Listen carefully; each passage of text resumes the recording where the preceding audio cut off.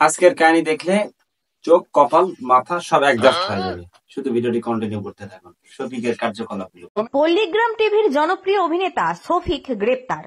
মানুষ পরিচিত হতে কি না হতে বা মিডিয়া জগতে কাজ করতে শুরু হয় যায় সবাই সাকিব খান হতে। আরে ভাই, নায়ক সাকিব খান শুধু বাংলাদেশে একটাই, ওর মতো সেকেন্ড পিস হবে না। কোলে ধরে দেওয়াটা সোজা কোনো কথা না বা সহজ কোনো ব্যাপারও না। বিয়ের প্রলোভন দেখিয়ে এক কিশোরীর সঙ্গে শারীরিক সম্পর্ক স্থাপন। সেটা নেই কেন, সেটা আমারও সেম প্রশ্ন। এখন শোনা যাক তাদের টিম মেম্বারদের কি অবস্থা। পল্লিগ্রাম টিভির হিরো শফিক পল্লিগ্রাম টিভিতে নেই। কাহিনী কিছু ঘটে থাকে যেটা ক্যামেরার সামনে দেখা যায়, ক্যামেরার পিছনে একটা টুইস্ট রয়েছে। কিন্তু সেই টুইস্ট গুলো তো আমরা ধরতে পারি না। তো ভালো করে দেখে না কি হয়। তো আমি স্বপ্নেও ভাবিনি যেরকম ভিডিও পল্লিগ্রাম টিভিতে আপলোড হবে।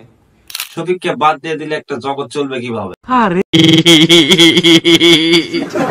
কিছু কিছু না, অধিকাংশ সংখ্যক গ্রাম বাংলা পল্লী টিভি যেটাই আছে আর কি, সেটাই তো অধিকাংশ ফ্যান ফলোয়ার তো শফিকে সবাই নামেই জানে। এই নাম আমি শুনি না। তাহলে এদিকে আপনারা বলতেছেন শফিক নিজে চলে গিয়েছে, অপরদিকে দেখা যাচ্ছে যে এরকম একটা নিউজ হবে। শফিক বলতেছে আমি কখনো ভাবতে পারিনি।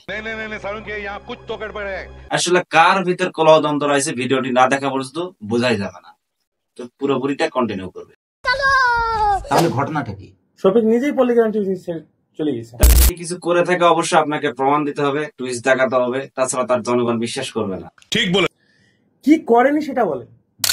না, একের পর এক সবার মুখোশ উন্মোচন করে দিচ্ছে, সকলে একের পর এক কথা বলতেই আছে। দেখা যাক শেষ পর্যন্ত কি ঘটে। নিঃসন্দেহে তুই ঠিক কথা বলেছিস। পল্লিগ্রাম টিভির ডিরেক্টর।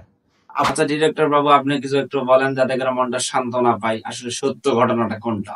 বিষয়টা একটু ব্যাখ্যা করবেন। কোথায় ফোন করতেছি, বলছি আমি লালবাগে এসেছি। আগে তো বয়সে লালবাগে কি করতে দেয়, স্বাভাবিক একটা বলতাম যে না আন্দোলন করতে গেছে। একটা বান্ধবী বেড়াতে এসেছি। কি এক অবস্থা রে ভাই, এই বয়সে বান্ধবী কয়টা থাকে, কোন লেভেলের যায়, পোলাপান কি হয়ে গেছে। মামু থাকলে কি এটাই সত্য সবকিছুই হয়?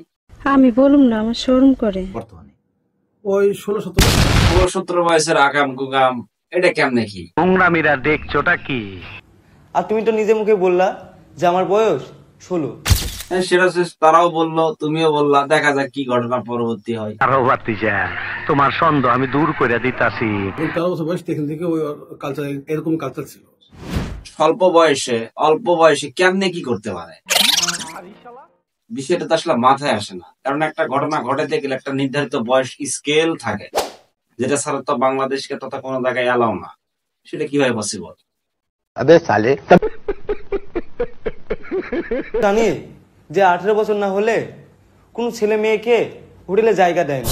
শফিকের কথা বাস্তবতার সঙ্গে মেল রয়েছে, কারণ 18 বছর ছাড়া কিংবা এনআইডি কার্ড ছাড়া কোনো জায়গা কেউ পাইবে না।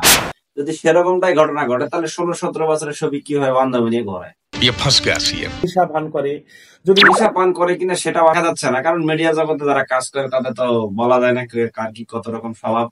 তো পিছন থেকে আমরা তার কিছু জানবো না, সেটা আপনারাই ভালো জানবেন। আপনার বুদ্ধি ভালো। কিভাবে রিলেশনশিপ করে।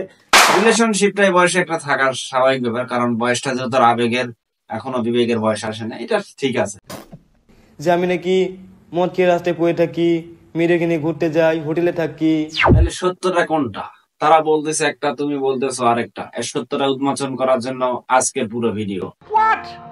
তো সামান্য ভিডিও, এর চেয়ে আরো খারাপ ভিডিও পোস্ট হতে পারে। আপনারা আরো পরবর্তী প্ল্যান করতেছেন শফিকের মুখোশ উন্মোচন করার জন্য। তবে সত্যটা যদি হয় অবশ্যই তার সম্মান হানি ঠিক রেখে যতটুকু আপনাদের প্রয়োজন ঠিক ততটুকু সত্যটা উন্মোচন করবেন, যাতে করে দর্শক অডিয়েন্সরা আপনাদেরকেও ভুল না বোঝায়। কারণ আপনারা তো একটা টিভি চ্যানেল চালাচ্ছেন, আপনাদের একটা সম্মান আছে। সে সম্মানটা আপনারা যারা ওনার রয়েছেন অবশ্যই বিষয়টা লক্ষ্য রাখবেন। শোনা গো, আমার খুব কষ্ট যে বলো। সামনে সিগারেট উপেন, এই ছবি সিগারেট চালবে না। পরিচিত হতে কি না হতে সকলের একটাই স্বভাব, স্মোকিং, যা বাংলাদেশের তথা সব জায়গায় অ্যাভেলেবল। কেউ কোনো ফ্যাক্টরি মনে করে সিনিয়র জুনিয়র কে কেউ কখনো কোনো সম্মানই দিতে পারে না। আরে ভাই, একটু পাবলিসিটি একটু পরিস্থিতি পাইছিস দেখে তোকে উড়াই দিতে হবে, বিষয়টা এমন কিছু না। এটা করে কি এমন মহৎ কাজ করলে ভাই, কাপাই তুললি সব। কন্ট্রোল বেশি বাবা করবে না, মানুষের সামনে অপমান করছে। এমন দিন আছে আমি কোনদিন কে দিছি।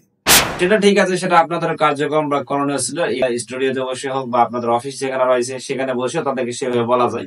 তো পাবলিক প্লেসে বললে হয়তো অনেকে অনেক কিছু মনে করতেছে, যখন আপনারা কিছু বলবেন তখন দেখা যাবে সাইড থেকে অনেক কানাকানি হবে। সেটাও সে তার পক্ষ থেকে ঠিকই বলছে, সে ভুল করবে, অন্যায় করবো, আপনারা শুধরে দিবেন, বলবেন জায়গা মতো। তুমি আমাকে কবে কবে বোঝালে বলো, কোনদিন বোঝাওনি? লেওদিনে বাবু জ্বালা, এই যে বোঝাবুঝির দিনগুলো তো তোমাদের তো দেখতেছি শেষ হবে না। যাক, ভিডিওটা আজকের এই পর্যন্ত রাখলাম। আশা করি পরবর্তী টুইস্ট এবং সত্যতা নিয়ে আমি আসতেছি। আপনারা অবশ্যই চ্যানেলটি সাবস্ক্রাইব করবেন এবং ফলো দিয়ে রাখবেন। দেখা হবে পরবর্তী কোনো ভিডিও নিয়ে। ততক্ষণ ভালো থাকবেন, সুস্থ থাকবেন।